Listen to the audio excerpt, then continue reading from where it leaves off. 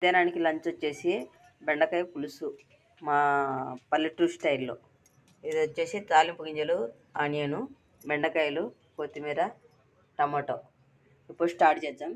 ఇందులో కొంచెం నూనె వేయాలా, తర్వాత తాలింపు వేయాలా, అల్లం పేస్ట్ వేసుకోవాలా, అది వేసుకోవాలా, పసుపు వేసుకోవాలా. నెక్స్ట్ వచ్చేసి ఇదంతా బాగా కలబెట్టాలా. చేసినాక మళ్ళీ మూత పెట్టాలా. తర్వాత బెండకాయ వేసుకోవాలా. నెక్స్ట్ వచ్చేసి కారం వేసుకోవాలా, ధనియాల పొడి, కొబ్బరి పొడి బాగా కలబెట్టుకోవాలా.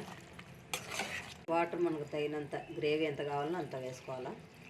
తర్వాత కొత్తిమీర వేసేయాలా. ఇట్లా దగ్గరికి వచ్చేయాలా బెండకాయ పులుసు. లైక్ చేసి, షేర్ చేసి, సబ్స్క్రైబ్ చేసుకోండి ఫ్రెండ్స్. బాయ్.